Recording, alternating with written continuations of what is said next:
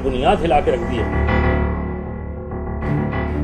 আজ থেকে ৮০ বছর আগে যে দলটির প্রতিষ্ঠা হয়েছিল ইসলামকে ভিত্তি করে, সেই রাজনৈতিক দল জামায়াতে ইসলামী নাকি ইসলামের শত্রু। শুধু তাই নয়, জামায়াতে ইসলামীর শীর্ষস্থানীয় নেতারাই দলটির রাজনীতির সঙ্গে নিজেদের সন্তানদের যুক্ত হতে দেন না, এমনকি তাদের সন্তানদের মাদ্রাসার শিক্ষাও দেন না। এই অভিযোগ শুধু বাংলাদেশের জামায়াত নেতাদের বিরুদ্ধেই নয়, স্বয়ং জামায়াতের প্রতিষ্ঠাতা আবুল আল মওদুদীর বিরুদ্ধে। তার ৯ সন্তানের মধ্যে একজনকেও তিনি জামায়াত কিংবা এর ছাত্র সংগঠনের কাছে ঘেঁষতে দেননি।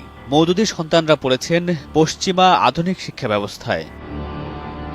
২০১৩ সালে ৩ দিনের সফরে ঢাকায় এসেছিলেন জামায়াতে ইসলামীর প্রতিষ্ঠাতা সৈয়দে আবুল আল মওদুদীর ছেলে হায়দার ফারুক মওদুদী। এক আলোচনায় তিনি বলেন, জামায়াতে ইসলামী বাংলাদেশ প্রতিষ্ঠায় বিরোধিতা করেছিল।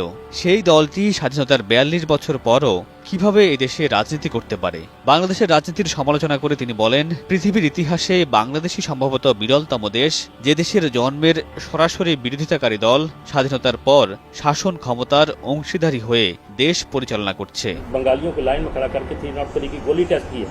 इन्होंने इस मुल्क की जड़ बुनियाद हिला के रख दी है। জামায়াতের সমালোচনা করে তিনি বলেন, ধর্মীয় রাজনীতির নামে জামায়াত ভণ্ডামি করছে।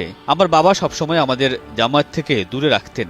একজন মাদক ব্যবসায়ী যেমন চায় না তার সন্তানরা কেউ মাদক সেবন করুক, তেমনি বাবাও আমাদের জামায়াতের কর্মকাণ্ড থেকে দূরে রাখতেন, যেন জামায়াত ইসলাম হেরোইনের মতো ভয়ঙ্কর এক ড্রাগ।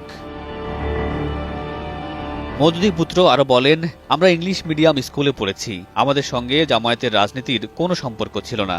এমনকি জামায়াতকে আমরা ভালো রাজনৈতিক সংগঠন হিসেবেও মনে করতাম না, কারণ তাদের ভণ্ডামি আমরা কাছ থেকেই দেখেছি। उन्होंने कभी हमें कोई किताब नहीं दी पढ़ने के लिए कि ये तुम पढ़ो, कभी नहीं दी।